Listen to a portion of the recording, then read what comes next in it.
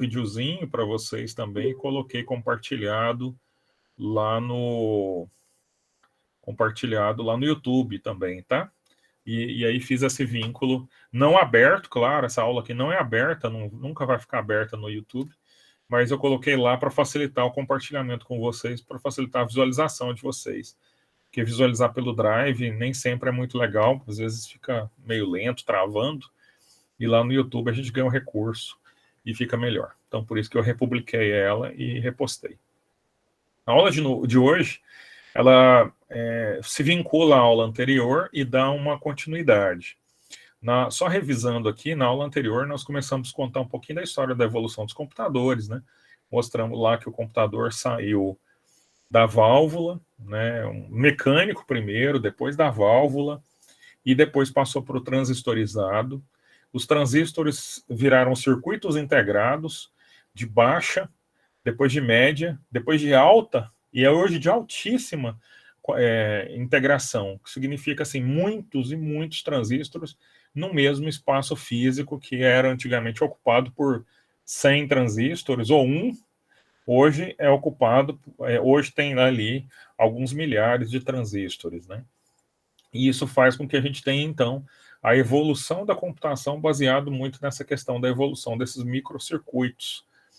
Essa evolução foi tão boa e está sendo tão boa para nós que está permitindo a gente fazer várias coisas. A gente vai ver aqui o que a gente está avançando.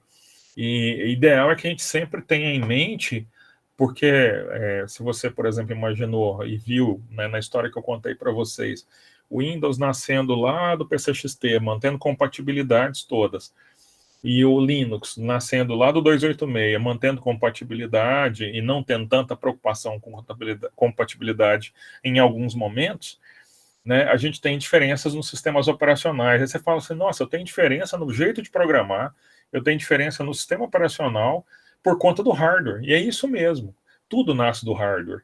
Então a gente vai ver que a gente começa a entender muitas das coisas aqui a partir do hardware. E é esse elo que a gente vai fazer hoje, né? Nós vamos mostrar como é que a gente continua essa ideia, né, de evolução e de programação do lado do hardware. Inclusive, eu vou falar para vocês, existe o hardware que as pessoas veem e existe o hardware que o programador vê. Então, a gente tem o hardware que o programador vê, a gente vai ficar enxergando ele o tempo inteiro quando a gente estiver desenvolvendo, tá? É a noção do bom programador, de um programador que está numa universidade, de um programador que estuda vários conteúdos, e a diferença de um programador que fez um curso de 30 horas e que já sai programando e até vendendo código para os outros, mas ele só consegue amontoar um código no outro, ele não entende efetivamente que a lógica para que o código funcione melhor, para que o computador funcione melhor. Então é isso que a gente está criando aqui de mentalidade de desenvolvimento, tá ok? Então vamos partir aqui para o nosso slide, né, de entradas e saídas, e eu coloquei aqui o processador, né, que é, para muitos aí, a nossa cabeça, né, o nosso cérebro do desenvolvimento. Então, assim, para muitas pessoas, o processador é exatamente o cérebro do desenvolvimento, é onde está ali contido efetivamente tudo. Mas a gente sabe que hoje, principalmente com a inteligência artificial presente, a gente sabe que isso nem sempre é verdade. A gente sabe que, efetivamente, o que a gente tem ali no processador, a gente também não está usando tudo. A gente passa a usar uma parte lá na plaquinha de vídeo, um negócio chamado GPU. Porque no 386, aí o hardware é muito interessante para entender isso, no 386 eles colocaram um pedaço do que tinha tido no computador de fora dele. Era uma plaquinha, era um chipzinho a mais. No 386, eles colocaram lá de fora um negócio chamado coprocessador aritmético. Esse coprocessador aritmético ele aumentava a capacidade do computador de fazer contas para aumentar uma coisa simples para hoje, o número de casas decimais. Mas na época já era muito complicado fazer isso. Então, esse coprocessador foi adicionado posteriormente dentro na história aí, né, das evoluções e tal, teve algumas placas de vídeo que adicionaram esse coprocessador para dentro dela. Ele virou um processador lógico de vídeo, porque fazia operações lógicas, ou, AND, OR, XOR, principalmente XOR, e favorecia o vídeo, favorecia a velocidade no vídeo para gerar as imagens, gerar a tela, já que estava todo mundo evoluindo para a tela gráfica nessa época. E aí essa questão de trazer esse coprocessador para dentro se evoluiu para um negócio chamado hoje de GPU, que é uma unidade de coprocessamento dentro da placa de vídeo, que a IA se apropria bastante por conta de algumas características que eu vou contar mais na frente quando a gente acessar o coprocessador e vocês vão conseguir enxergá-lo. Por hora, a gente está no processador. E o processador ele vai ter umas coisinhas lá dentro que vai nos ajudar. Loguinho eu já mostro para vocês, mas a gente vai entender ele como várias partes mesmo, igual o cérebro. Ele vai ter várias partes com funcionalidades. E é exatamente isso que a gente vai usar bem. Já a memória é outra coisa muito importante para nós. Por quê? Porque é na memória que é tudo executado. Né? Tudo que está no computador, essa tela aqui nossa, que a gente está visualizando agora nesse momento, primeiro passa pela memória, antes de chegar até no vídeo para você assistir. Tudo vai para a memória. Né? Não tem como estar fora da memória, tudo vai estar na memória. Então a memória é extremamente importante. Ela tem duas coisas aí que tem nessa figura: a escrita e a leitura. Ela tem um tempo para escrever e um tempo para ler. Aproveitando para citar, a gente tem os dispositivos, né? Dispositivo externo. Vamos pegar aqui tipo um pendrive. Né? Você vai lá e você compra um pendrive, e você olha lá, você resolve ler o que está escrito. Aí eles falam lá, tempo de leitura e tempo de escrita. Aí fala assim que para escrever é mais demorado do que para ler. Pô, gravar um dado é mais demorado do que para ler. E para você que acha que o pendrive é infinito, ele fala o número de vezes que é possível ler ele. Olha, só posso ler 1 bilhão de vezes esse aqui. Depois de 1 bilhão de vezes ele morreu. Né? Então, também tem que tomar cuidado com essas questões, né? Só 1 bilhão, né? É pouca coisa. Se você pegar o seu Photoshop, abrir aí, plugar o pendrive, abrir uma foto e deixar de minuto em minuto ela escrevendo, ela já tá gastando uma escrita de minuto em minuto em cima da sua foto. E aí o pessoal que faz isso costuma correr o risco. Vou contar a história de uma pessoa, rapidamente aqui antes de passar para o Lucas aqui falar. Pessoal, por exemplo, que hoje está usando SSDs, que é tipo esse HD, mas que é o mesmo processo de memória que é o nosso pendrive ali, se ele deixa gravando e gravando assim, ele vai perdendo muito a vida útil. O SSD ainda tem uma vida útil muito maior, né? Chega a 200 e alguma coisa bilhões de escritas e leituras. Mas a partir desse momento que um cara vai lá e deixa isso acontecer, acaba gastando essa vida dele, né? Em alguns anos, né? Daria para durar 10 anos, normalmente, que é o projetado, e isso acaba virando, às vezes, alguns anos. E aí, por exemplo, o pessoal que mexe com designer gráfico, tal, que deixa plugado o dia inteiro a máquina no SSD, acaba perdendo a vida dele. Teve um que me ligou, até conversou, participou de um projeto de pesquisa conosco, ele falou, meu SSD parou, não sei porquê, não está lendo mais. Né? Aí eu falei, você deixa ele plugado o tempo inteiro? Ele falou, desde que eu comprei. Ele fica plugado na USB, ele é externo, fica plugado na USB e a gente fica gravando o tempo inteiro. Eu falei, pois é, por isso o HD é melhor para você. Né? O SSD seria para você guardar, talvez, transportar mais fácil pela velocidade. O HD tem um limite, mas o HD, por ser uma leitura magnética, o limite dele ainda é muito mais elevado do que o SSD. Lucas perguntou aí. Pera, estava falando aqui comigo. O que é considerado ler nesse caso? Você falou que ler o pendrive pode ser lido até 1 bilhão de vezes, vai ser também 200 bilhões, mas o que chega a ser considerado ler? 1 bilhão de vezes. Ler, gravar. Eu não entendi muito bem. O ler é pegar o dado. O gravar é inserir um dado dentro dele, né? Então, o gravar é, Ah, por exemplo, eu vou copiar uma foto. Então, você copiou uma foto lá dentro.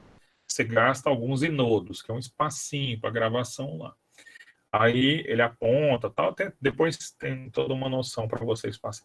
E aí, a hora que você copia, você traz esse dado, você lê esse dado, ele tem um tempo de leitura muito mais rápido.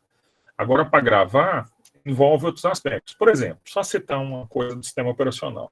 No Windows, para gravar, a primeira coisa, quando você dava antigamente dir lá no sistema operacional, você via uma árvore de diretórios. Quando você olha hoje dentro da pasta, você vê um conjunto de arquivos, que é uma árvore de diretórios, na verdade. Você pode entrar dentro de uma pasta que tem outros arquivos lá dentro, né? Isso é uma árvore de diretórios. Quando ele vai gravar, o que ele faz? Ele primeiro olha a sua árvore de diretórios. Dentro da árvore de diretórios tem uma parte que você não vê, que é o endereço físico. É um enderecinho aonde está gravado o seu arquivo. Então ele olha lá e fala assim, olha, está gravado esse arquivo nessa sequência aqui.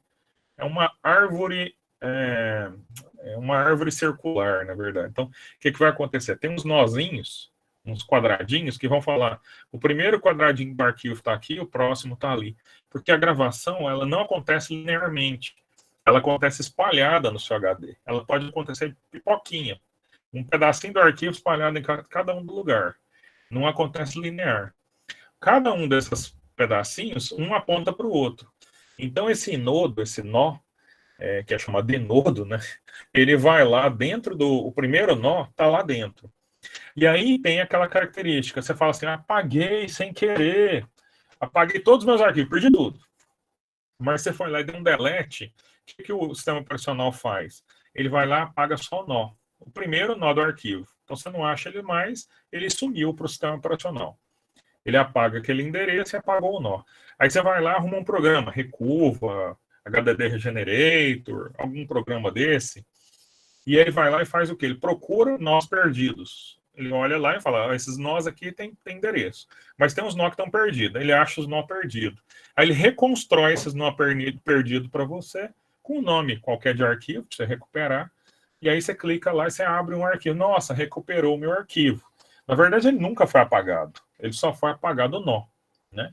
Se você quer apagar de verdade, aí você tem que usar algum programa que apague de verdade. Zero fio, KGB e tal, esse tipo de coisa. Aí zera totalmente o HD, apaga tudo irrecuperavelmente. Os HDs lógicos de hoje, eles só têm um nível de gravação. Os HDs antigos, os HDs que a gente tinha magnético, eles têm vários nós, eles têm até 7 camadas de gravação. Então, dá para eu gravar e gravar por cima, formatar e gravar por cima e voltar lá no primeiro dado, né? Porque ele dá um deslocamento de cabeça e efetivamente, a hora que ele está gravando é magnético, ele dá uma micro variação aqui, já gravou o dado espalhado. Então, eu consigo recuperar.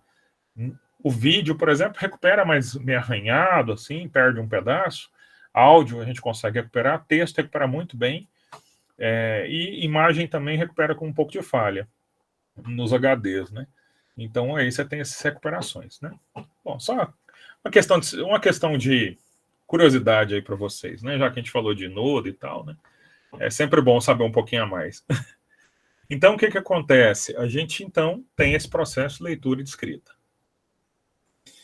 Olha só, mas como é que funciona a memória por dentro, agora pensando como programador? Não quero pensar como hardware ainda não, né? A hardware deixa para aula de sistema operacional e de arquitetura de computadores. O que acontece? Dentro do meu computador é como se a memória fosse um Excel. Eu tenho vários quadradinhos onde eu posso preencher com o que eu quiser. Olha ali para você ver nesse Excel ali. Eu preenchi na coluna B, linha 2, né, que é o jeito que a gente lê o Excel, né? Na B2, ó, eu escrevi um texto. Já na B3, eu escrevi meu texto completo. Ou seja, eu posso escrever uma palavra, posso escrever um texto. Lá na frente, na G3, eu escrevi um V maiúsculo. Pode ser de verdadeiro, pode ser um caractere. Já no I3, eu escrevi um X, que significa que eu posso, então, escrever caractere, texto completo, palavra, Posso escrever também números 1, 2, 3 no F2 lá, né? E posso escrever um valor, igual eu escrevi lá no D2, eu escrevi lá 122,40. O que significa? Né? Eu pude escrever diversos tipos e formatos ali, independendo, por enquanto, do tipo, né? Só que lá no Excel mesmo, a hora que você escreve, né, se você já tem uma experiência com Excel, a hora que você escreve no Excel um número e dá Enter, esse número fica alinhado para a direita. A hora que você escreve um texto, ou um número e bota um ponto, ele fica alinhado, na verdade, o número para a direita e para a esquerda o texto. E o texto fica alinhado para a esquerda. Ou seja, olha, parece que ele já começou a identificar o que era número, o que era palavra. Tem alguma coisa nessa célula. Então, a memória do computador, e o Excel é a melhor representação que eu posso dar para vocês de memória, porque é um dos primeiros programas, não o Excel, né, mas o VisiCalc, né, que foi feito por um matemático, que é o avô do Excel, foi a primeira planilha de cálculos que foi desenvolvida, né? E por ser a primeira planilha de cálculo que foi desenvolvida, ela tem essa característica de trazer a memória para dentro da gente, para a tela. Então, o que você vê ali no Excel, praticamente é a memória. Tanto que se você pegar um Excel 97, se não me engano, 97, que foi a versão do Excel. Teve uma versão 97 do Excel que era preparado para um computador com menos memória. Então, ele tinha menos número de linhas. Hoje, o Excel aqui, você tem alguns milhões de linhas. Antes, você tinha menos de 1 milhão de linhas. Então, assim, tem tudo, tinha 640 e poucos mil linhas. Você pode olhar na internet e consultar, que você vai ver. Então, você vai ver que também tem a ver com a representação do que a gente tinha e das capacidades de memória que a gente tinha nesse momento. E como é que funciona essa memória? Né? Essa memória, então, ela trabalha pensando em classificar, ela não classifica, na verdade, ela guarda só o dado. Mas quando vem para o processador precisa de saber que tipo de dado é aquele para ele operar. Porque o processador é quem faz a operação. Para fazer a operação, eu tenho que saber se é somar. Se eu for somar duas palavras, o que eu vou fazer? Eu vou juntar elas. Eu não tenho como somar A mais A e escrever ali. Vou juntar o Gabriel com o Matheus ali. Não vai ficar GMA tal. Não vai ficar. Vai ficar Gabriel mais Matheus. Não vou ter como somar. Ou pegar a letra A, que é o número 1, e somar. Não vou fazer criptografia, né? Então, eu vou simplesmente concatenar, que é colocar as duas palavras juntas. O somar para palavras é concatenar.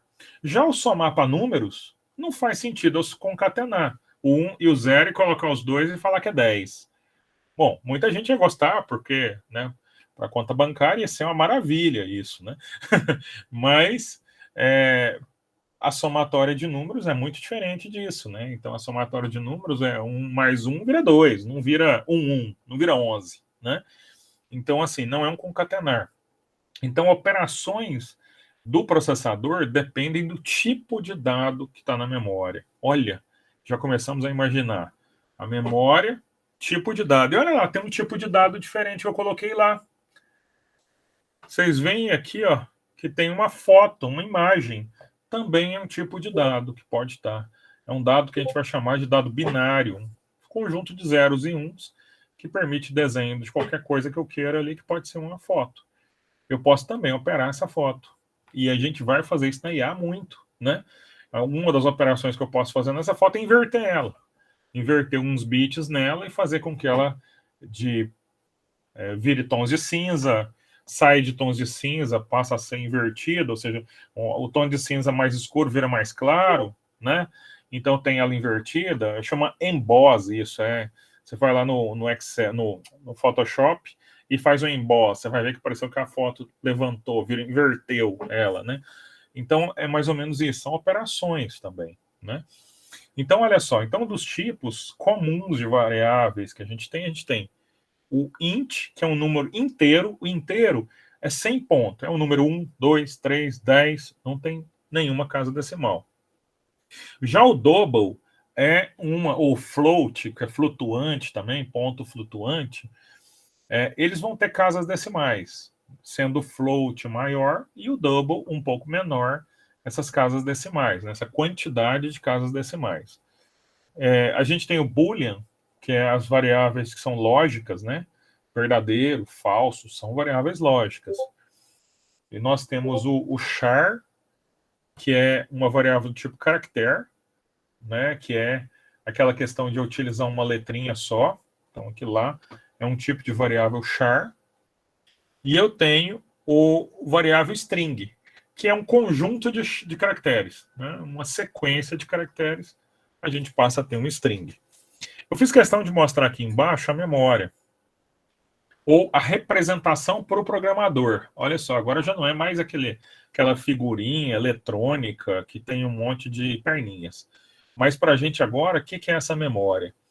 Ela é um dispositivo que serve para a lógica do programador, ou seja, a entrada de dados, ou seja, a entrada de dados, a entrada, saída aqui, a entrada de endereço, a entrada e a saída de dados, né? Ela pode ler e escrever, então ela tem aqui a entrada, e aqui o comando, se eu vou ler, se eu vou escrever, e um comando também se é para acionar ou não a memória.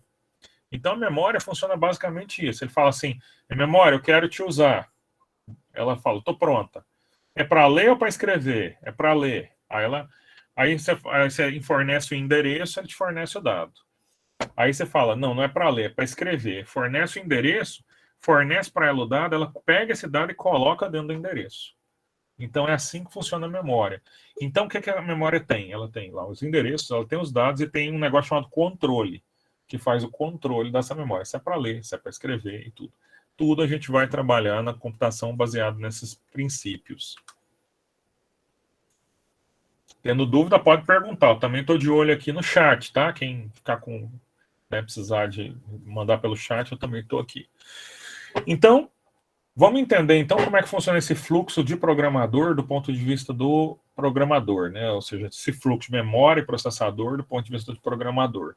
Então, a gente tem os dados, a entrada de dados, que pode vir de teclado, de microfone, do mouse, dos diversos dispositivos, de uma pen, por exemplo, de uma mesa digitalizadora. Pode vir vários tipos de dados diferentes, da câmera, né? Pode vir vários tipos de dados diferentes, mas esses dados são dados de entrada. Então, eles entram dentro do processador. O processador vai depender de algumas coisas. Ele vai depender da memória, então ele vai copiar esses dados na memória e vai processar eles a partir da memória.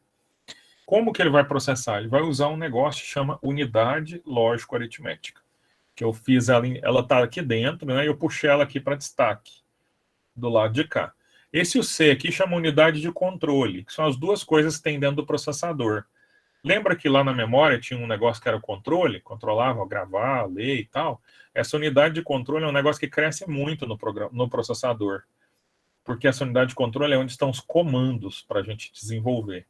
Esses comandos ali estão de baixo nível, eles são comandos assembly, ou seja, são os comandos mais próximos da máquina. O nível acima é o comando que está em cima do sistema operacional que traduz esses comandos para a máquina.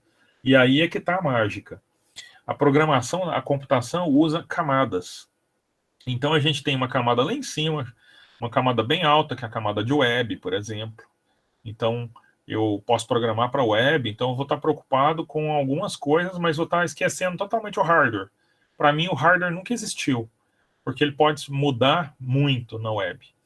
Eu posso programar para desktop, para trabalhar em cima do meu computador. Então, se meu computador aqui é um Windows, eu vou trabalhar como fosse para o Windows, com programação focada num design, numa tela de Windows. Se é um Mac, eu vou trabalhar como Mac. Se é Linux, eu vou trabalhar como Linux. Já se eu descer mais uma camada e for programar o sistema operacional, fazendo, por exemplo, coisas da ciência da computação, vou desenvolver um plugin ou um driver para uma placa de vídeo específica, cada vez mais eu vou descendo mais próximo do hardware. Quanto mais próximo do hardware, mais a minha dependência de linguagem de baixo nível, ou seja, linguagem que conversa com o processador. E quanto mais eu subir, mais eu vou precisar de linguagem só de alto nível. A mágica é a gente sempre estar no meio termo, né? Ou seja, pelo menos ter linguagens que permitam a gente navegar bem. E a gente vai ver o que o Python é. E essa unidade de controle é quem faz as operações nossas, lógicas, aritméticas, e essas unidades de controle é que estão, um punhado delas hoje dentro das placas de vídeo. Então eles vão lá e catam um monte de placa de unidade de controle, coloca dentro de uma placa de vídeo, coloca ali 3.000 unidades de controle. Dentro do processador você tem 4 processadores, né? Você tem 4 ULAs. Mas dentro de uma placa de vídeo você pode ter 3.000, 4.000, 5.000, 20.000 ULAs. Aí que tá a mágica. Pode falar, Everton. Professor, essa programação por camadas que existe no computador, ela também existe, por exemplo, para sistema operacional do celular ou não? A mesma coisa. Ah, sim. Pensa assim, eu vou mostrar ali, você vai entender. O computador, o celular, aqui não é um Raspberry, aqui é um, mas esse aqui é um Arduino. Mas o Raspberry, o Arduino, você pode programar do mesmo jeito, sabe? Então, tudo ficou igual. Entendi, obrigado. Que isso. Professor, você falou do Arduino, eu lembrei de uma dúvida que eu tinha. Arduino é alguma coisa física, uma linguagem de programação, os dois? Eu não O Arduino é um consegui achar hardware. muito bem. O Arduino é uma peça do hardware. Esse hardware aqui é um Arduino. Eu tenho aqui um Raspberry também, acho que está lá em cima, depois eu mostro. Tem um Raspberry, eu vou mostrar uma foto de um Raspberry ali. O Raspberry é um Pi. Ele chama Raspberry Pi. Ele programa em Python nele. Então, né, por isso que eu vou mostrar ele, né? Você entendeu? E são hardwares. A gente pode desenvolver para esse hardware. A gente pode ligar a luz e tal. Ligado junto com uma Alexa, por exemplo, você pode acender lâmpadas e fazer um monte de coisa. Ligar. Aqui na minha casa, por exemplo, eu coloco, né, o meu jardim, quem é a Goa, é um hardware, né? Que vai lá e lembra a hora de aguar, porque a gente esquecia de aguar e secava tudo. As plantas da hortaliça ali estão todas aguadas desse jeito. As luzes de fora acendem na época do Natal na hora certa. Tem uma luz ali que eu acendo também no início da noite. Então, tudo acontece desse jeito, né? Então a gente usa basicamente os hardwares para fazer isso. Entendi. O Gabriel citou aí plataforma de prototipagem, né? Sim, existem várias plataformas de prototipagem que a gente pode utilizar. São bem legais aí. E a gente, inclusive, está com cursos, sabe? A gente tem curso de robótica e tal, que está usando o Arduino aí, mostrando para o pessoal. Depois posso pegar um videozinho e compartilhar para vocês, para ter uma noção. E aí chegamos no Python. Python, por que a gente está usando Python, né? O Python, na verdade, ela é uma linguagem de alto nível. Então, o que isso vai significar? Que a gente vai meio que esquecer um pouquinho do hardware que está de baixo e vai usar funcionalidades que permitam a gente acessar com grande facilidade. Ou seja, com menos linha de código, eu faço muita coisa. Eu não vou precisar de me direcionar com muita linha de código para executar alguma coisa. Então, ele tem isso. O Python ele tem uma versatilidade muito grande. Então, ele pode ser uma linguagem que, em alguns ambientes, ele lê linha a linha, interpreta o que está acontecendo. Outras, ele pode pegar essa linha e compilar ela, gerar um executável dela, de modo que o computador entenda ele com mais velocidade, para que ele execute isso de uma forma diferenciada. Então, ela ganha uma grande versatilidade. E a versatilidade envolve isso, que até o Everton perguntou ali agora há pouco, que foi muito bom, que é exatamente o seguinte, posso programar para o meu computador, posso desenvolver um sisteminha no meu computador para executar, seja ele DOS, ou seja ele na cara de DOS, seja ele até na cara de Windows, de janelinhas e tudo mais, unidade gráfica. Posso desenvolver coisas para o site, posso fazer um site em Python. Dá para fazer tranquilamente, fica muito funcional, site em Python. Tem muitos em produções. Inclusive o próprio Facebook iniciou assim. A gente tem aplicativo celular, dá para fazer em Python, tem alguns aí. Dá para fazer muita coisa para o Arduino, para o Raspberry, né? Usando hardware e desenvolvendo em cima do Raspberry para Python. Você faz lá em Python, desenvolve um Raspberry e faz o que você quiser. Dá para fazer até jogo. Eu não podia deixar de falar, né? Dá para fazer joguinho também em cima do Python, né? Até nós vamos fazer alguma coisinha Aí vou mostrar para vocês até uns jogos para criança que dá para fazer para divertir aí os priminhos e tudo, né? Que você bota ele para jogar lá e você pode trabalhar. Então, assim, dá para fazer muita coisa com Python, né? Então, por isso, é um dos motivos pelo quais também, né, a gente está adotando linguagens assim. Sem falar que, né, o Python também é uma das mais usadas aí para essa questão aqui, né, de data science. Então, data science é o que a gente nos interessa. Essa aqui é só para responder uma pergunta que vocês vão ter provavelmente, que lá mais na frente vocês vão começar a programar. O G-Show da Globo é feito em Python, exatamente. Vocês provavelmente devem ter. Assim, a hora que vocês forem pesquisar, vocês vão ver que tem Python 2, Python 3. Você fala, mas tem 2, 3, tal. O que significa, né? É tipo uma versão do Python que tinha anteriormente, que foi descontinuada, a versão 2, e aí tem algumas diferenças que acontecem. Então, provavelmente vocês vão encontrar alguns códigos em Python 2, alguns códigos em Python 3, mas a principal coisa de diferença da maioria desses códigos que a gente acaba encontrando é que no Python 2 ele não tinha parêntese aqui, ó. Tinha colocado não tinha parêntese aqui, ó, embaixo, a última linha. E já passa até parêntese, por exemplo, no print. É uma das coisas que muitas vezes você pega vários códigos lá de Python, você só troca isso, já está funcionando da versão 2 para 3. Quando ele usa algum framework específico do 2, aí realmente também é uma das limitações, que é as livrarias, né, que são frameworks específicos. Mas como a gente está com o mundo migrando para o Python 3 já há bastante tempo, isso aqui é uma informação de 2019, então o que acontece? Em 2019, 75% das coisas já estavam migradas para o Python 3, só 25% das coisas ainda se mantinham em Python 2, então a gente está caminhando bem aí nesse sentido, né? Deixa eu responder uma pergunta aqui da Leia, que ela me perguntou, professor, fazer a transição de uma linguagem para outra é muito complicada, por exemplo, do Python para um C. Na verdade, o que é aprender uma primeira linguagem? Aprender uma primeira linguagem é aprender a lógica. Aqui a gente vai estar focado no Python, mas aprendendo a lógica. Por isso que eu falo sempre assim, de mentalidade do desenvolvedor. Porque independe, depois você vai pegar qualquer linguagem e você vai fazer nelas como se você estivesse usando o Python, sabe? Depois que você aprende uma linguagem, aprender as próximas é muito simples, porque o que é mais difícil de ser aprendido é a lógica. Depois que você aprendeu a lógica, migrar de um para o outro é muito mais tranquilo. Agora, sim, é assim, tudo, né? A primeira linguagem que você aprende realmente dá um pouco de trabalho, porque você está aprendendo a pensar de uma outra forma. A partir do momento que você aprendeu a pensar da forma que dá para, né, reconhecer, né, os processos, o computador e tudo, aí você só traduz, né? Aí você, no C é assim, no Python é assim, você vai lá e traduz praticamente. Mas você traduz até sem ver, né? Igual línguas mesmo, né? A primeira língua você aprende é um pouco mais difícil, depois você começa a pegar a lógica, né? E se você não sair, é claro que as línguas têm as lógicas diferenciadas, né? Mas se você for para o lado anglo-saxônico, você vai ver que inglês e alemão se parecem mais, né? Então muita coisa tá igual, então aí fica mais fácil, né?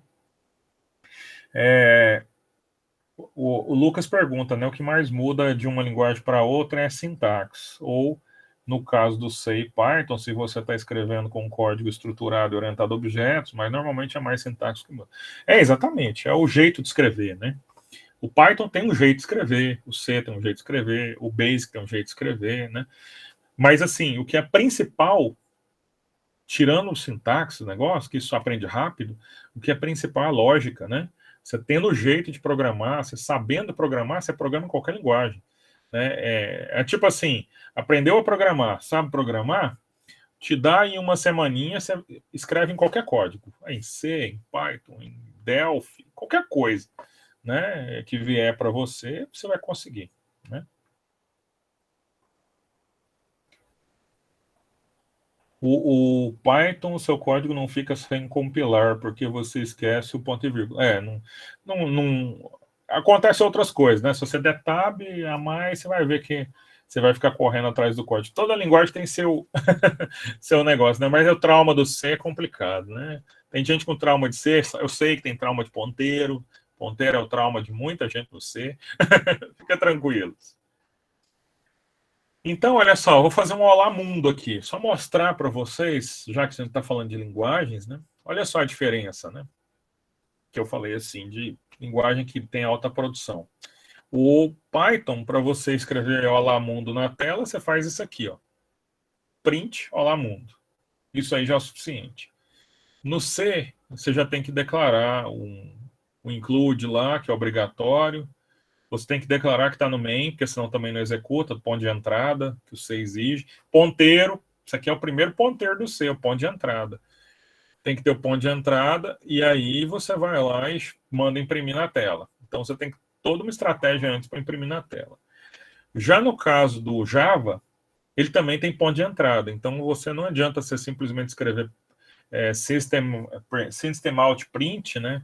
System out print significa que eu vou usar o sistema, pedir para o sistema dar uma saída para mim e fazer uma impressão na tela. System out print. Então, por isso, lá tem o system in para entrada, o system out no Java para saída. Então, eu tenho que declarar que eu estou saindo na tela e eu posso escolher, inclusive, escolher aqui no Java se eu vou imprimir na tela ou se eu vou imprimir em outro dispositivo, seja ele na impressora, esse tipo de coisa. Então, também tem essa característica aqui.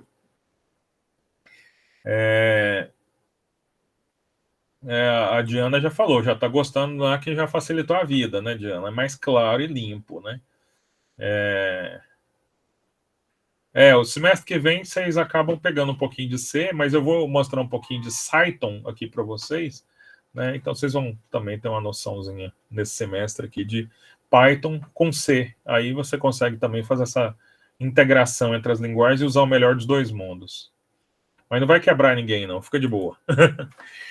Bom, vou só passar umas diquinhas aqui para a gente abrir o nosso... Abrir lá o nosso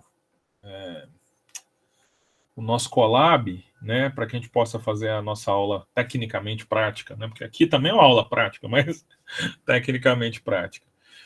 Então, uma das coisas que a gente vai usar, eu fiz questão de deixar aqui umas diquinhas, praticamente aqui das coisas todas que a gente vai fazer uso, Lucas, parece mesmo coisa do Pokémon.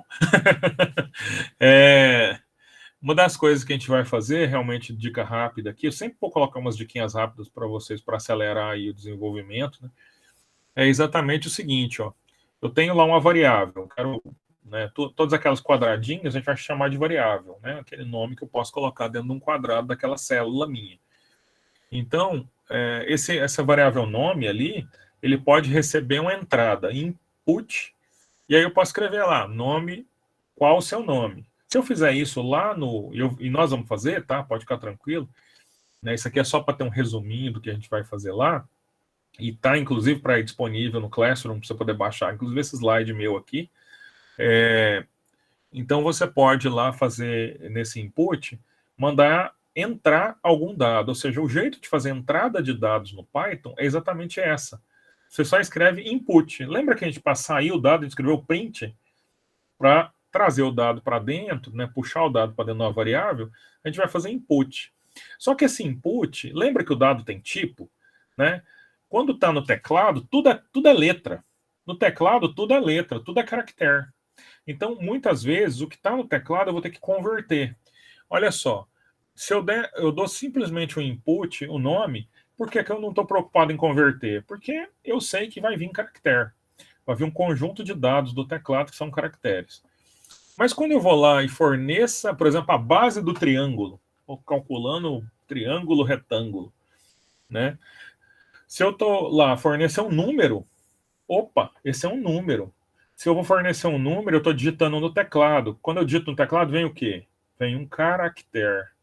E aí, então eu vou ter que lembrar que, opa, digitei no teclado, vem um caractere, eu vou converter ele para um ponto flutuante, porque esse número da base do triângulo pode ser 2,5, por exemplo, né?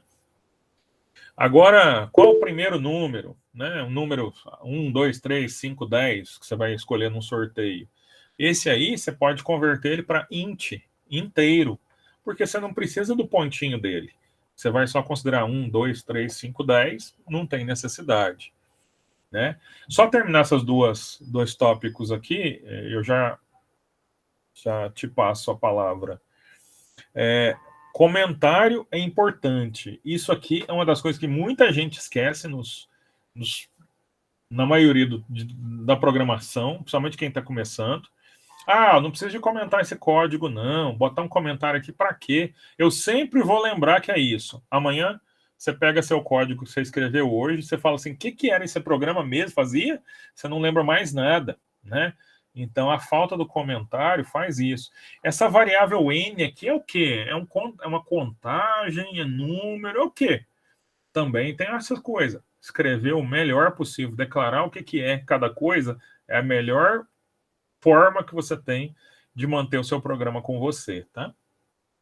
E a dica final no Python é cuidado com os tabs.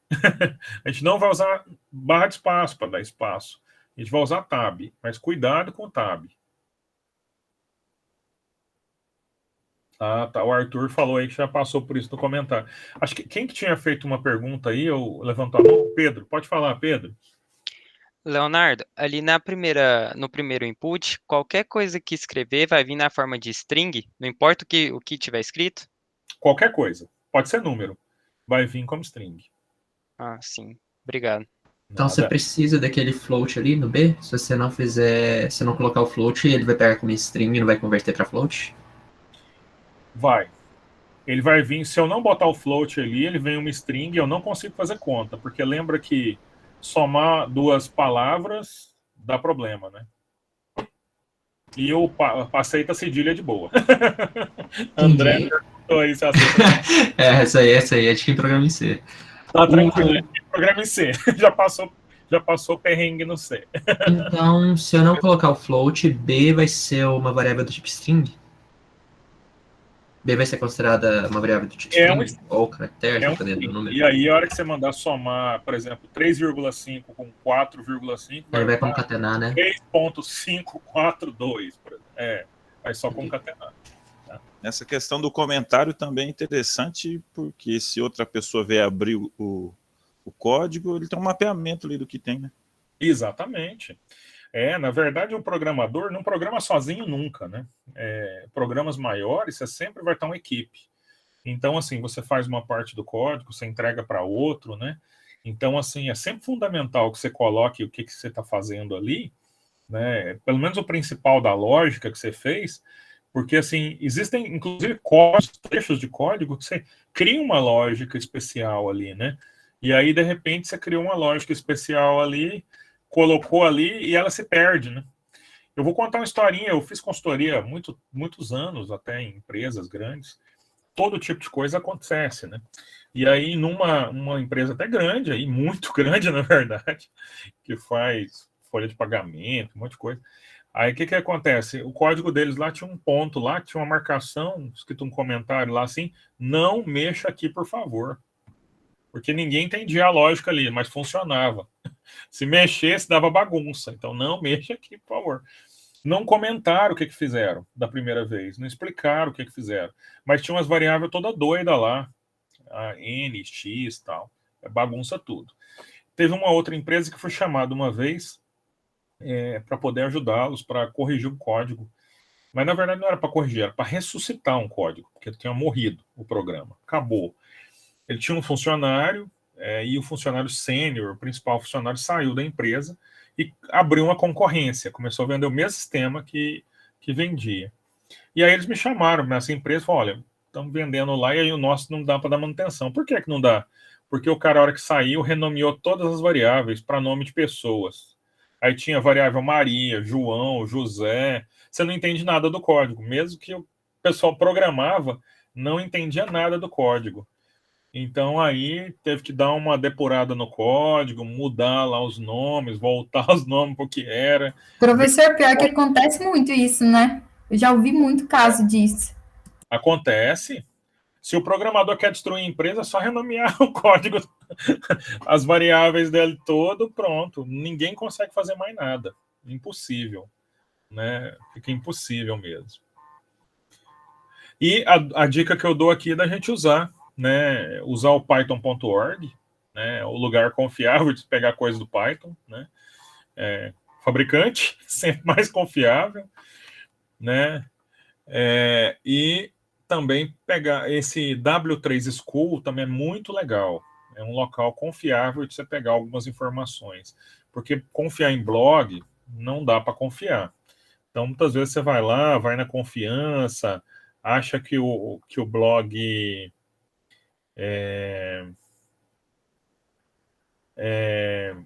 acha que o blog é bom, acha que você é que está errando no código, que você não entendeu. Então, é assim mesmo, né?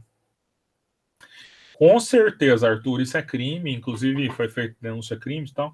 E aí, o que acontece quando você vai e identifica isso dentro da empresa, né? Você é chamado, igual aconteceu comigo.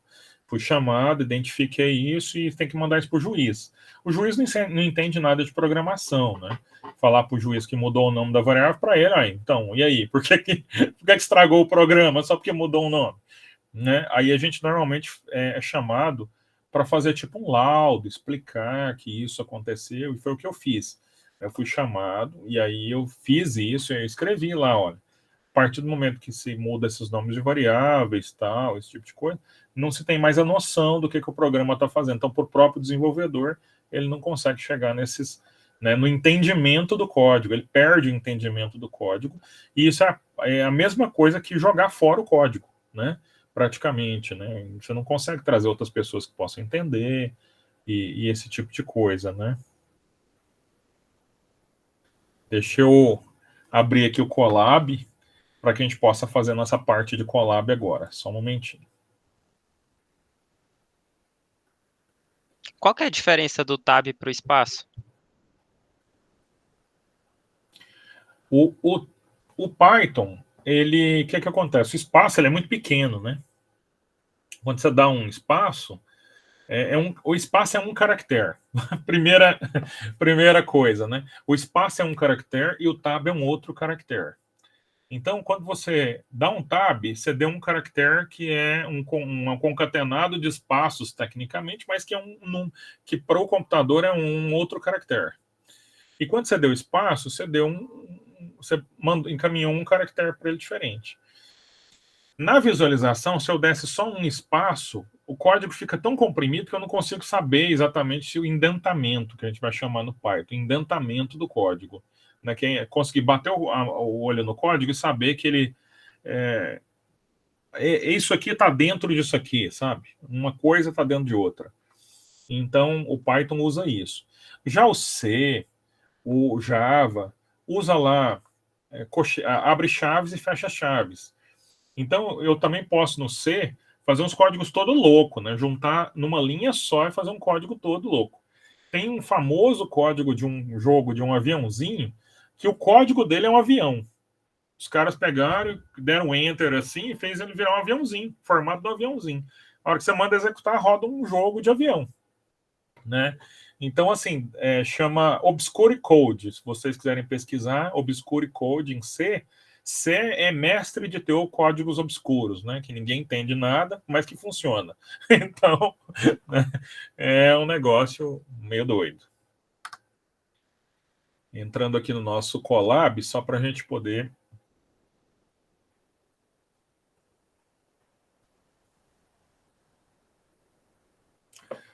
só responder aqui minha esposa aqui que está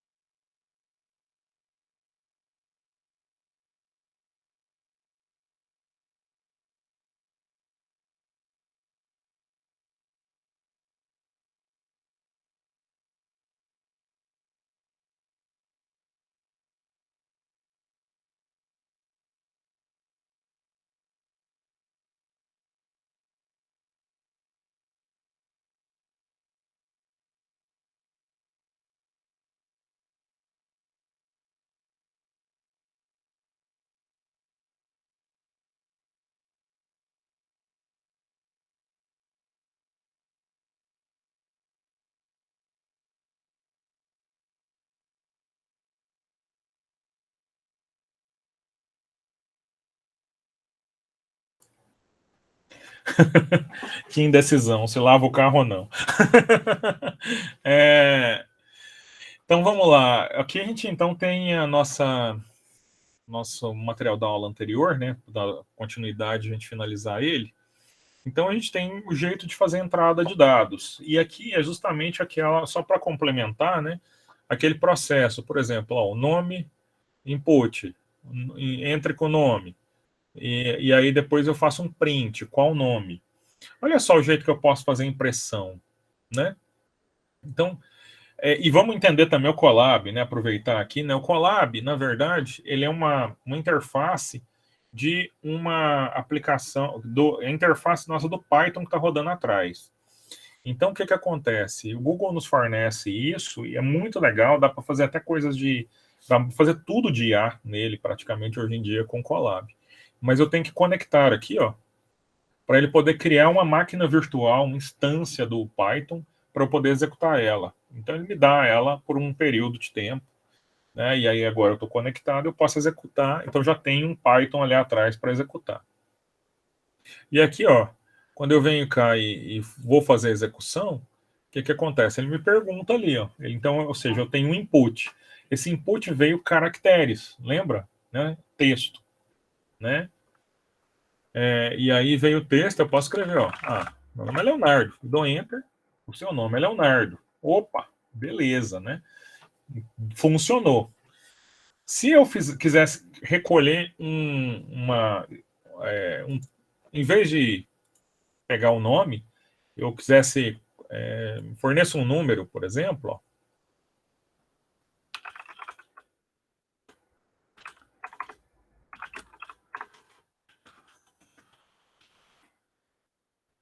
Só para matar o pessoal do C, tá? Eu botei o C cedilha. Ó. Vou colocar aqui, o dobro do número é. Só para mostrar que a gente fez a operação, tá? Vou usar um próprio nome ali, só para variável, tá? Não tem problema nenhum. Só para mostrar para vocês que multiplicar por 2 o valor recebido ali não tem problema algum, né?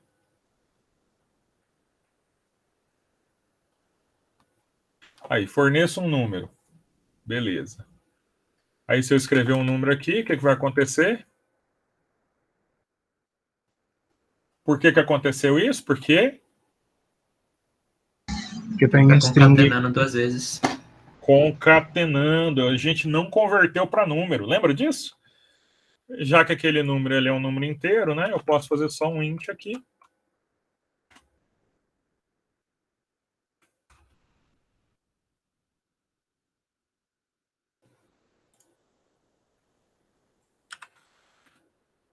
E agora deu 20. Beleza, né?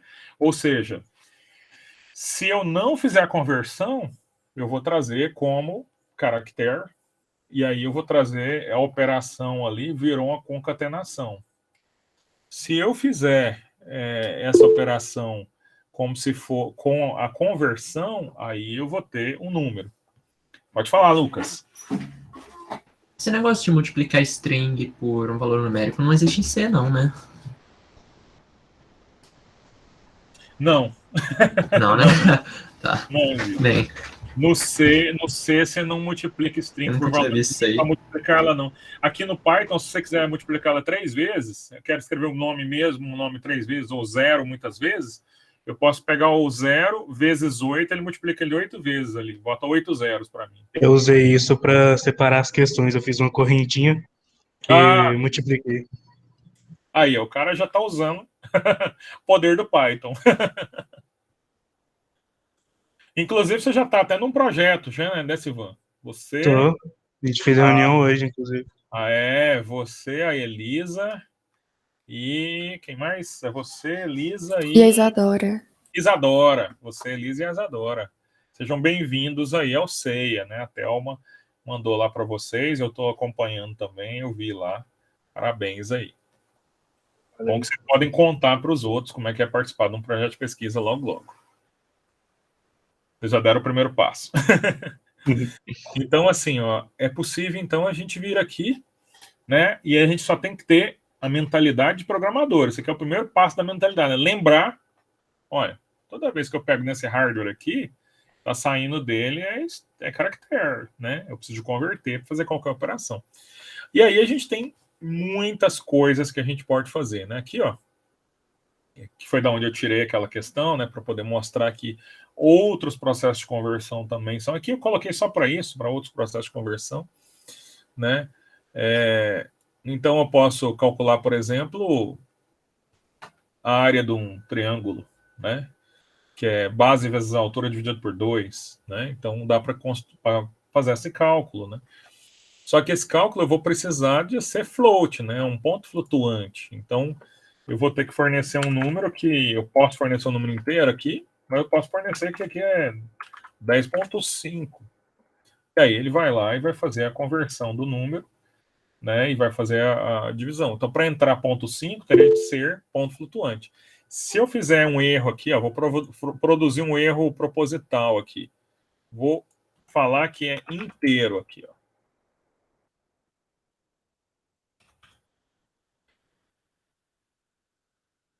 Falar que é inteiro. E só executar aqui, ó. Só para não cortar o raciocínio, por isso que eu não parei. Se eu colocar aqui 10.5, igual eu coloquei, vai dar um erro. Aí você fala, nossa, onde eu errei? Né? É porque você está fornecendo um tipo de dado que não cabe naquela variável. Esse tipo de dado não cabendo na variável, então, ou você faz um negócio chamado casting, que é cortar o ponto 5 e deixar só o resto, ou você provoca um erro. Aqui a opção é a de provocar um erro, porque efetivamente isso vai interferir na sua conta, né? Não é o que você deseja efetivamente. E aí, então, é isso que vai acontecer. E se você mesmo no meio da conta lá, né? Olha só. Ponto float, e esse aqui pode ser flutuante. A minha resposta foi uma variável flutuante. Sempre, reparem o seguinte, se eu não precisar, por exemplo, ó, aqui eu considerei que esse triângulo aqui, ó, sempre será um inteiro. Então, se eu pegar um inteiro e multiplicar, dividir, operar com um ponto flutuante, a resposta que o Python vai me dar é sempre da variável maior. E a maior é o ponto flutuante, né, que permite mais dimensões. Então, ele vai me dar um ponto flutuante como resposta. Então, você também pode utilizar essa característica, tá? Você pode, eventualmente, isso aqui sempre vai ser inteiro, nunca vai ser. Eu posso pegar um inteiro, multiplicar por um ponto flutuante, mas eu vou saber que o resultado é um ponto flutuante, tá? O resultado sempre vem na variável maior. Então, a gente tem aqui, né? Aqui era só para mostrar, né? Fornecer o número e fornecer o ponto flutuante, como a gente deixou isso, né? Isso aqui são algumas funções que a gente pode usar, que a gente vai poder facilitar a nossa vida aí. Inclusive, alguma delas vocês podem experimentar para poder utilizar na composição até dos exercícios lá na frente, que é tirar média, esse tipo de coisa. É sempre legal. Mas nós vamos optar por fazer o máximo possível para não usar algum tipo de funcionalidade assim nesse momento de agora, né, para que a gente possa realmente nos apropriarmos e fazermos as coisas com o máximo de lógica possível, desenvolver a nossa lógica. O Gabriel comentou aí, né? Se eu pegar num ponto flutuante, ele vai resultar 1.0, porque ele sempre vai colocar o ponto flutuante aí. Muito bem levantado.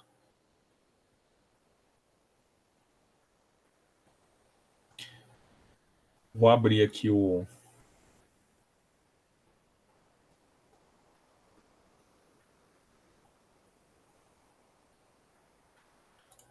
Eu acho que eu tenho... Mais fácil eu abrir por aqui. Vou pegar o da aula de hoje agora. Da aula de hoje não. Essa é da aula de hoje também, né? Mas da nossa finalização da aula de hoje, que é a parte de condicionais.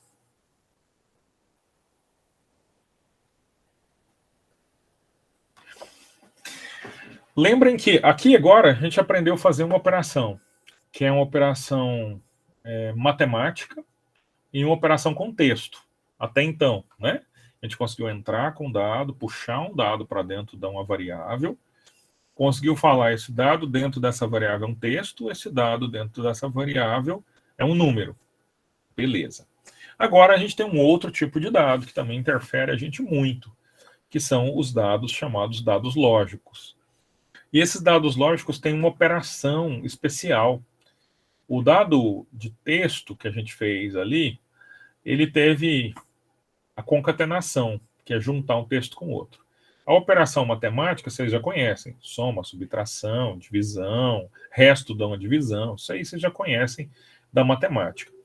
Agora, da lógica, a gente tem algumas operações especiais. Provavelmente vocês viram menos. Que é exatamente a operação de igualdade, né? A igualdade e a desigualdade ali, chama as duas operações, né? Que são operações de igualdade, que é saber se é igual e se é diferente. Quando eu quero saber se uma coisa é igual, eu coloco dois iguais. Por que eu coloco dois iguais? Porque quando eu quero atribuir, que é colocar um número dentro de uma variável, eu coloco um igual, né? Vocês lembram que eu escrevi nome igual e recebi um input do nome. Isso significa que esse um igual é colocar o dado lá dentro. Mas quando eu coloco dois iguais, isso muda. Já não é mais esse tipo de operação. É uma operação chamada operação de igualdade ou de desigualdade. Essas operações, elas retornam um número para a gente, que é verdadeiro ou falso. É um booleano. Né? Um 0 ou um 1, mas que não são 0 e 1 de número. São um booleano. Deixa eu abrir aqui, que aqui a gente tem bastante coisa, que a gente vai começar essa aula, mas vai terminar depois, né, como sempre, né? A gente começa a dar aquele, né, grande momento aqui. Então, o que acontece, ó?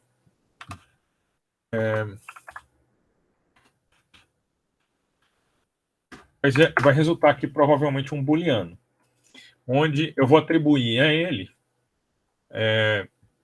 por exemplo, a 10 igual 20. Olha que coisa doida, né? O que isso aqui deve dar? Ah, não deu nada, Leonardo. Você não printou? Não vai dar nada mesmo, né? Mas pelo menos não deu erro. Isso é bom. Print booleano.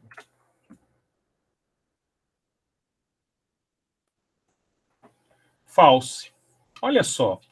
E significou para mim que isso é uma operação. Se eu colocar aqui, ó, não é igual,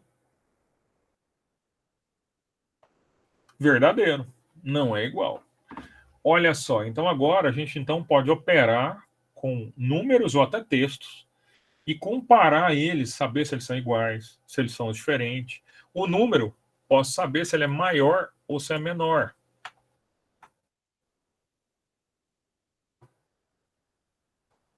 Ele é maior? Não, não é maior. Claro, né? 10 não é maior que 20. Mas 10 é menor que 20. Ou seja, agora então a gente ganha uma capacidade também de ampliar a nossa capacidade de operar esses números, ou esses textos, ou essas coisas todas, que é a capacidade de usar a lógica em cima disso. E isso é um grande poder. Isso vai permitir com que a gente faça coisa demais da conta na computação, né? Que é utilizar isso aqui, se é maior é igual, se é menor é igual. Aí, maior é igual, menor é igual, existe um negócio chamado intervalo aberto, intervalo fechado, né? Eu vou mostrar ali para vocês, eu fiz questão de colocar isso, né?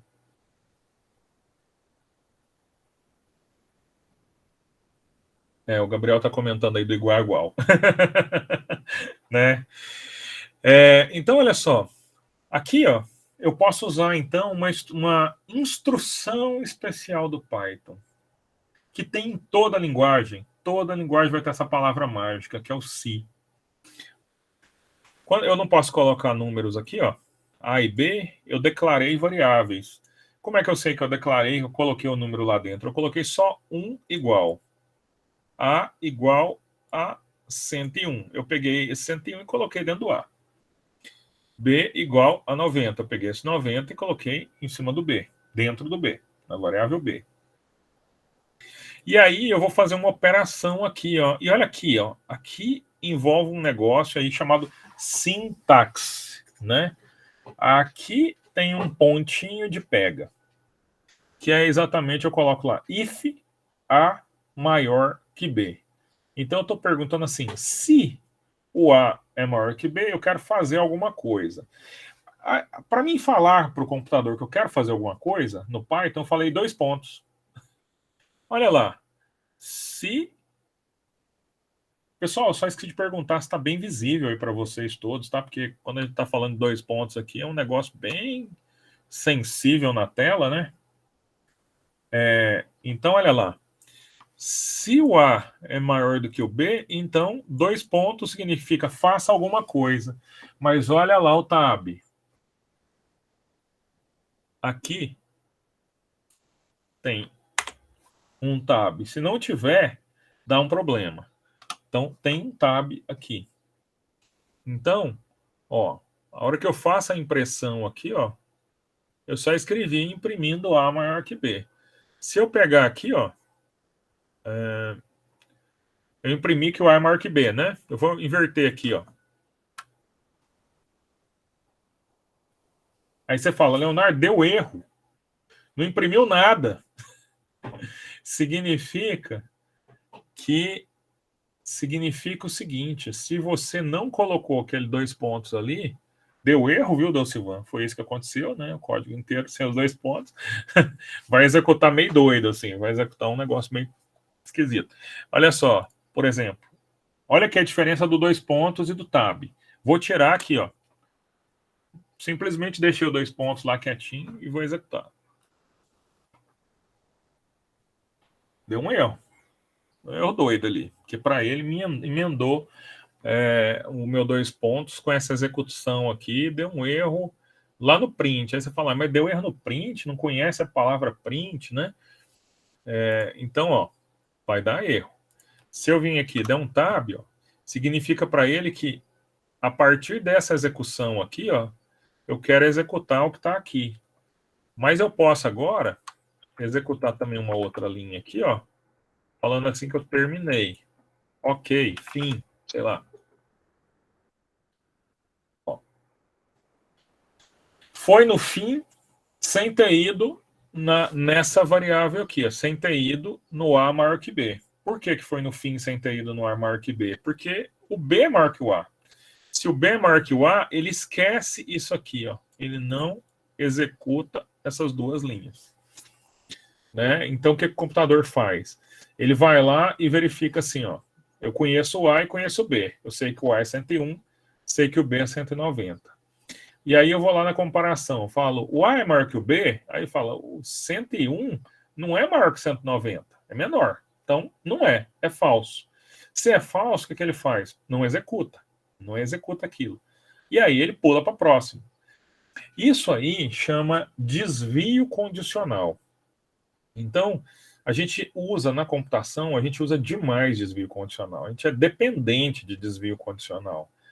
Todos os programas vão usar desvio condicional, independente de vários jeitos, né? E muita gente vai chamar isso de inteligência artificial também, tá? Porque ali ele já começou a ter as primeiras decisões. Existem muitas inteligências artificiais aí que são um conjunto de ifs. No passado era só um conjunto de if. Hoje não é, mas no passado era, né? E a única programação que eu já vi que dá para fazer ela toda, sem nenhum if, é algumas programações para IA, sabe? Porque o if está em outro lugar, está em outro jeito, né? Mas mesmo assim tem um condicional no fim lá, mas esse condicional é colocado de uma outra forma. Tá entendido isso aqui, pessoal? Alguém tem alguma dúvida até esse momento aqui? Aqui nós estamos num modo... Eu estou mais rápido porque estou achando que está todo mundo indo bem, tá? Mas qualquer um aí pode puxar o freio de mão a qualquer momento. Ou puxar o freio de segurança. Tchum, para aí que é o freio de segurança. Não entendi nada, né? Então a gente vai e explica. Se está tudo bem, vou só explicar aqui que esse condicional é a mesma coisa de uma avaliação que eu posso fazer aqui, ó. Repare esse exemplo aqui nosso, ó. Eu tenho uma variável B, que é menor, eu tenho a variável A, que é intermediária, e eu tenho uma variável X lá na frente. Lembra daquela... esses ciclos, aquelas retas, né? Onde a gente tinha lá o número 1, o número 5, o número 10, por exemplo. Então é mais ou menos isso, tá? Eu marquei 3 pontos, chamei 3 pontos de variáveis, e aí eu posso verificar, por exemplo, que o A é maior que o B é menor que o A, o B é menor que o X, o A é menor que o X é maior que o A, o X é maior que o B. Então, ter essa lógica, muitas vezes, do que você está representando, vai te ajudar a escrever o seu código. Então, o que eu estou dizendo ali é exatamente isso, né? E aí eu estou querendo colocar essas variáveis. Ó. O A é 100, o B é 80 e o X é 500. Então, você já entendeu que a alocação disso, como é que tá, né? Independente dessa ordem aqui, ó, você entendeu que é exatamente isso mesmo. O B é menor do que o A. Então, o B está no 80, o A está no 100, o X está no 500. Quando escreveu isso, a gente tem essa reta com esses pontos. Então, a gente quer saber, por exemplo, se o X é maior. Olha só que coisa mágica, né? X é maior. Aí, se o X é maior, então o A é maior, o X é maior que o A. Eu comparo e posso comparar também se o X é maior que o B. Se ele é maior que o A e maior que o B, então ele é o maior. Não é assim? Se um número é maior que os dois outros que eu estou comparando, ele é o maior de todos, né? E olha só um negócio interessante. Lembra que eu coloquei um if ali, dei um outro tab? Olha só, coloquei um if. Coloquei um outro if com um tab aqui, e depois dei 2 tab aqui e coloquei o print. Isso significa que eu posso fazer um negócio muito doido. Eu posso alinhar, posso colocar 2 if, um em cima do outro. Posso colocar 3 if um em cima do outro. Mas eu também posso usar operações para fazer isso, porque a gente já sabe que a gente pode usar algumas outras coisas. Isso aqui é a mesma coisa que eu começar a usar algumas operações AND, OR e XOR, que a gente vai usar mais na frente, que é o OR exclusivo, né? Então, isso aqui provavelmente foi daquele material que eu já mandei para vocês, né? Que eu pedi para vocês fazerem uma leitura, que vai ajudar vocês a melhorar o código de vocês, né? Que é usar o AND, o OR, o XOR, usar esses elementos aí. E a gente vai encontrar também, às vezes, coisas desse tipo. Pode falar, Hugo. Opa, Leonardo. Professor? Sim. Hugo, não, eu chamei o Hugo. O outro é meu cameraman. Hugo Silva. O seu cameraman, né? Tá aqui. Então, por que você usa... Tem um motivo para usar aspas ao invés de apóstrofo no print? Ali entre os parênteses? Não. Na verdade, o que acontece aqui, ó? Aqui funciona com aspas e funciona com apóstrofos. Tranquilo. Mas uma coisa que a gente vai encontrar mais adiante é a necessidade de eu colocar uma variável ali no meio. Por exemplo, o X.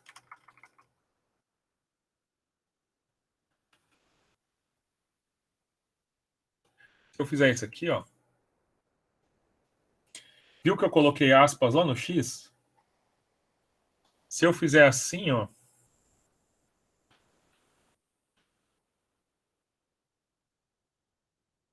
Provoquei um erro.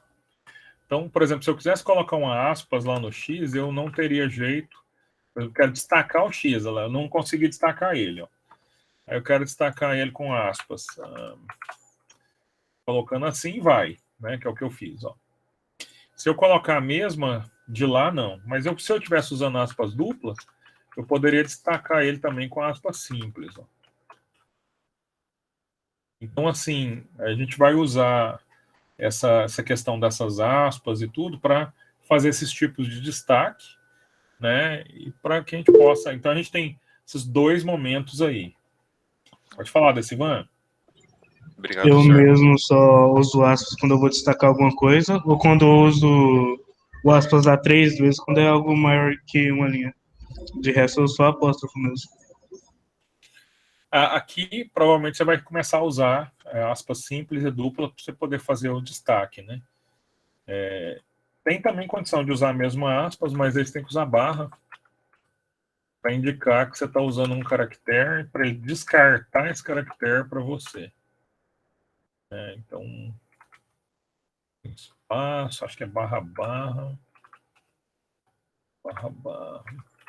Eu esqueci, porque isso aqui era do Python 2, tá? Então, normalmente a gente está falando de Python 3, então fica meio que querendo não usar coisa do Python 2. Então, vamos preferir não usar. Né? Além dessa diferença de querer destacar e de você poder usar outras, se você está usando uma delas, tem alguma outra diferença de aplicação entre o apóstrofo e as aspas? Ou é essencialmente a mesma coisa, mas tem essa funcionalidade extra?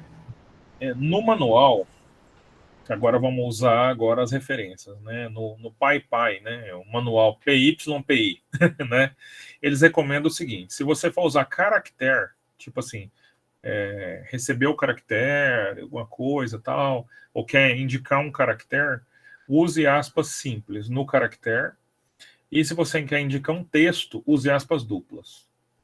Então, por exemplo, assim, eu quero destacar um caractere aqui, eles recomendam destacar esse caractere com aspas simples, porque o ideal do caractere é ser representado dessa forma aqui. Aspas simples. Aspas duplas significam um concatenado de caracteres. Então, aí seria, por exemplo, um concatenado. Então, lá, sei lá. Aqui, qualquer coisa aqui, só para mostrar que é um concatenado. Então, um concatenado de caracteres com aspas duplas. Esse é manual de boas práticas. Outra prática boa também, né, isso é importante a gente falar e destacar, é que o nome de variáveis sempre são em minúsculo. Então, aqui, por mais que coloquei A maiúsculo aqui, isso aqui está incorreto do ponto de vista de variável, né? Ó, minha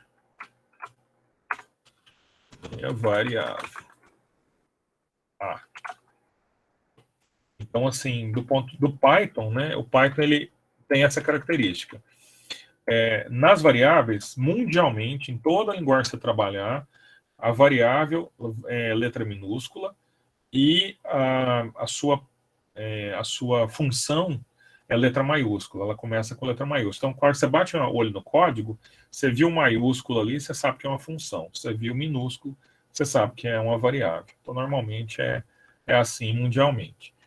Já o C, o Pascal e essas outras linguagens usam exatamente a questão aí que o Lucas comentou aqui agora. Ia falar, ele já leu o pensamento, né? Que é a questão do camel case, né? Aqui usa no Python, eles gostam muito dessa questão de utilizar esses underline aqui, no destaque das variáveis. Já se eu falasse, por exemplo, em C, em outra linguagem, eu ia escrever isso aqui desse jeito, a minha variável, que é exatamente usando o camel case, né? E se fosse uma função, né, seria assim, ó, minha variável, que esse tipo de escrita se chama Pascal case, né? E essa quantidade de underlines aí também tem esse nome de snake case, que foi o que o Lucas comentou aí. Então, só para poder destacar, né, o que é. Eu vou colocar o comentário aqui, né, para vocês, ó. Isso aqui se chama camel case. Vou escrever camel case em camel case, né, também, para poder ficar bom. E esse aqui é o Pascal case. Também escrevi em Pascal Case, tá? Por isso que a primeira letra é maiúscula do Pascal Case. Então aí deu para entender que tem o Pascal Case, que é uma case. E esse aqui é o Snake Case.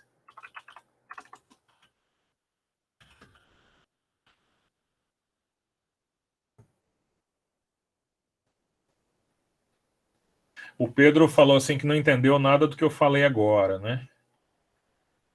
Igualzinho, se você ler a frase de cima do Gabriel, você vai entender o que eu falei agora, né? Quando você vai escrever nas outras linguagens de programação, né? Você vai usar uma daqueles processos, um jeito de escrever, sabe, Pedro? Quando eu falei que é um nome que se dá, você pesquisar na internet, você vai ver que esse nome aqui é o jeito de escrever. Só que eu botei um underline aqui, não precisava, né? É o jeito de escrever. Então, olha só. Quando eu vou escrever em Camel Case, o que eu faço? Eu coloco a primeira letra minúscula e as próximas letras maiúsculas e o nome tudo junto. Né? O Gabriel fez um exemplo ali em cima ali para poder, né, dar esse exemplo aí, né? Ele falou lá, fica bem melhor do que em Java, né? Que grudaria tudo, né?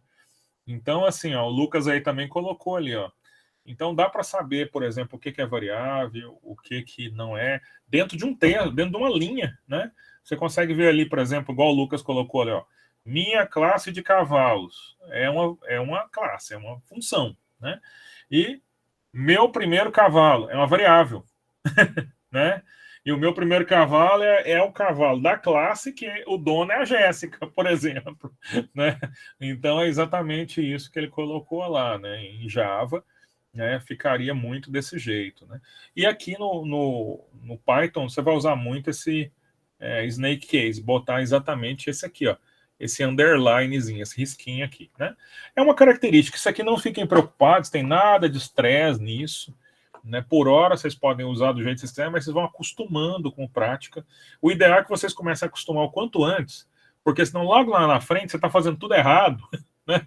E por falta de costume. O costume é que faz você ser conduzido assim, né? Para o lado correto dessa programação. Bom, e aqui é o que eu gostaria que vocês dessem uma olhada, só para posteriormente, né? É bem tranquilo, né? Tá tudo dentro do sys. A única diferença é que a gente vai usar um negócio aqui, ó, chamado senão, né? Só para finalizar. Tá, beleza, Rosemary. A gente vai usar o senão também.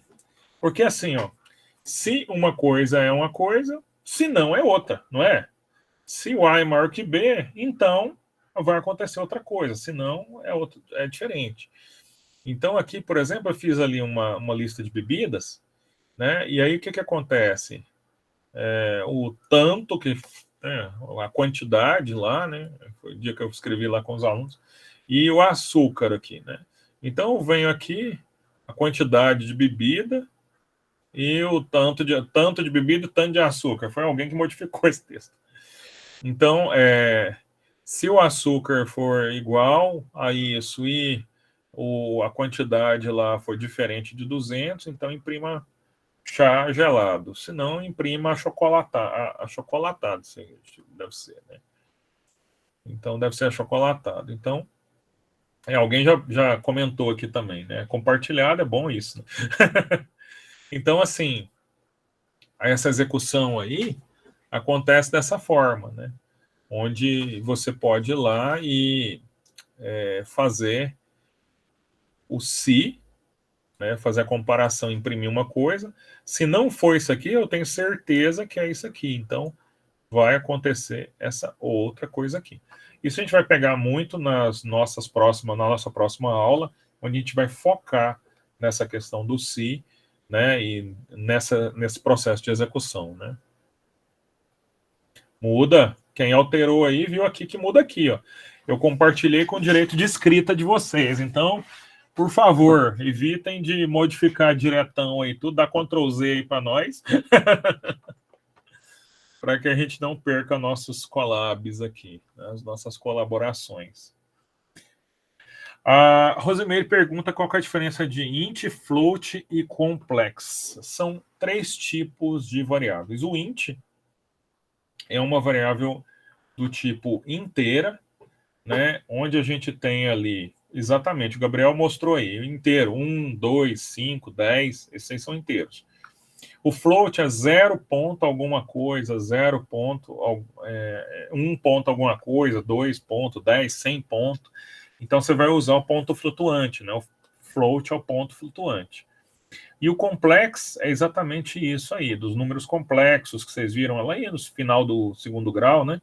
Que era lá 5 mais 3 e alguma coisa, né?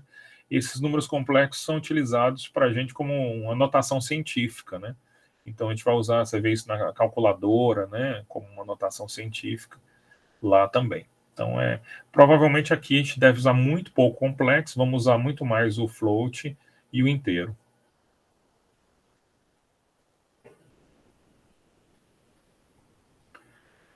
Deve estar aparecendo 5 mais 3J, não é? Quando você digita número complexo, né? Pode ser. Vai depender da formação aí do número complexo. Eu não sei se ali está configurado, né? Pessoal aí que alterou, né? Pode escrever lá depois à vontade. Aqui, ó. Então, a gente tem aqui, deixa eu só ver aqui o complexo da...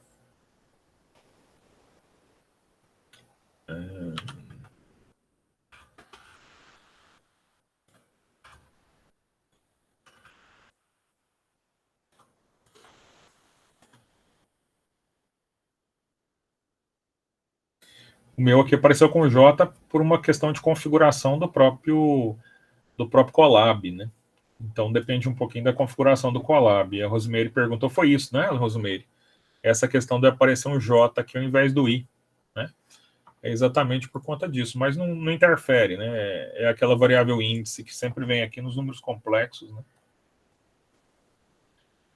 Pessoal, excelente, né? Eu acho que a gente deu uma... Pode falar, Rosemary.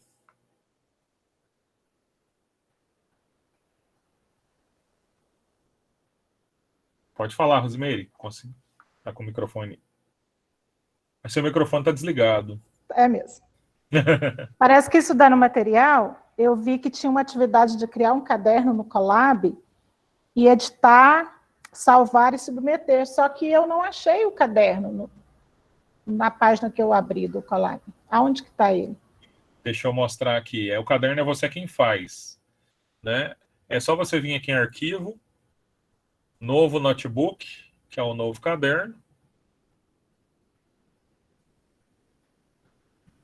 Já estou com o novo caderno. Aí o editar era justamente para você... Ah, não, isso eu fiz. É que eu achei que eu teria que mudar um caderno feito pelo senhor.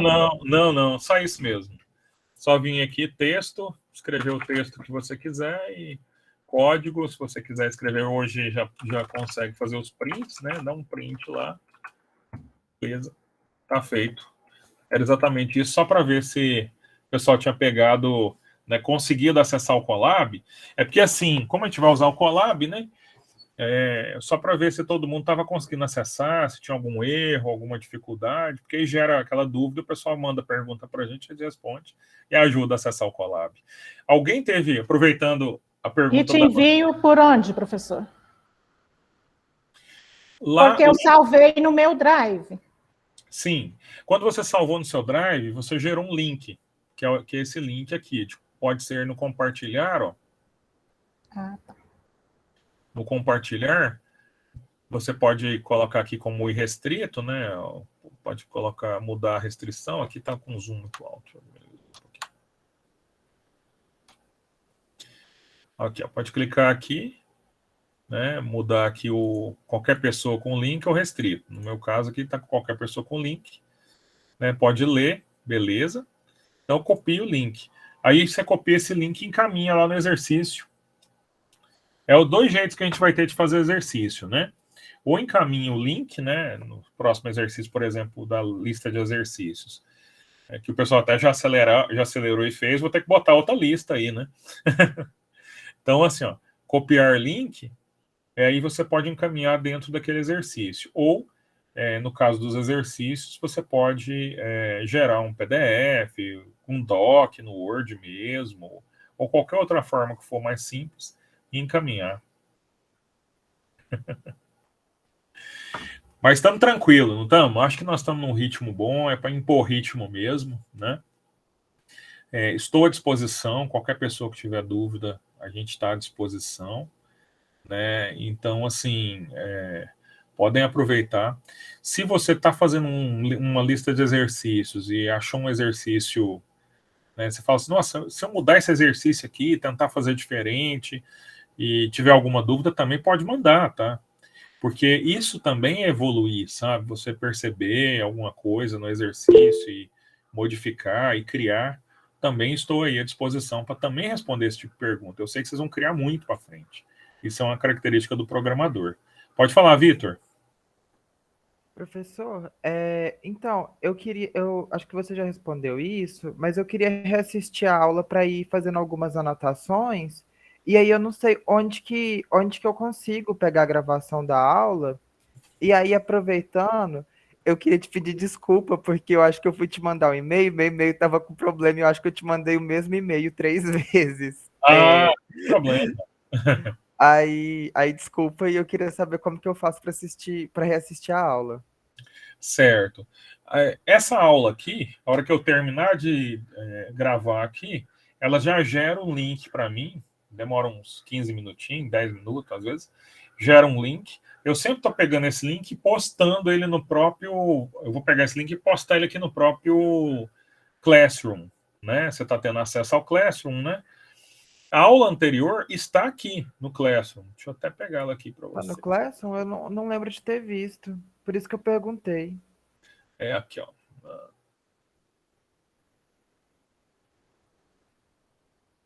Coloquei até aqui, ó. Link da aula de hoje. Foi a aula anterior, a primeira aula. No mural mesmo, lá do próprio Classroom, né? Quando terminou a aula, aquele dia 3 de agosto, eu coloquei o link da aula de hoje e publiquei ela para vocês. A mesma coisa eu vou fazer hoje. Aí eu vou colocar o link da aula de hoje. Eu boto a aula de hoje mesmo, porque tem o link, a data aqui em cima, né? Então vai ser o link da nossa segunda aula. Eu vou colocar lá no próprio mural mesmo, que é fácil de vocês acessarem, né?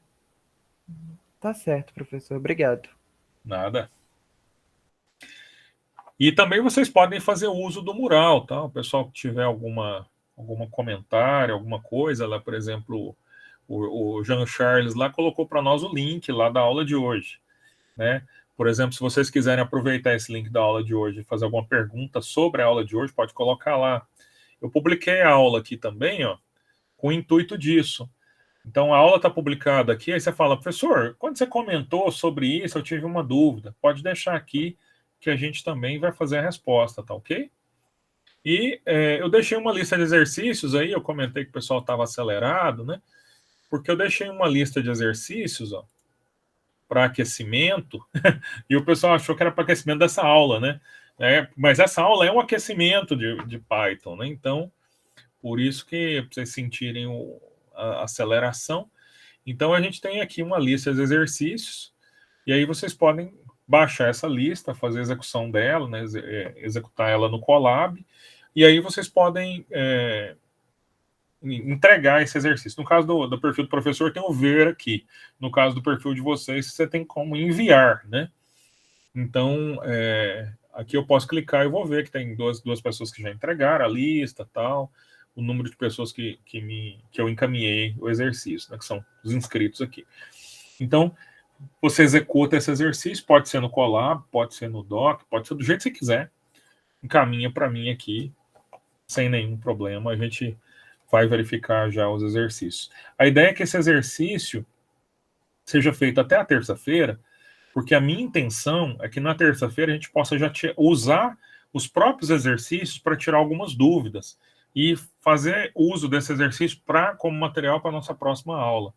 A gente vai dar uma modificada em um outro exercício durante a aula e fazer uso dele para a nossa próxima aula, tá bom?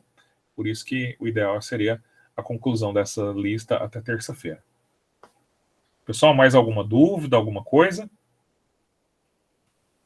Se não tem dúvida agora, a qualquer momento que você tenha dúvida, você pode encaminhar para a gente no Classroom, no meu WhatsApp, igual algumas pessoas já encaminharam.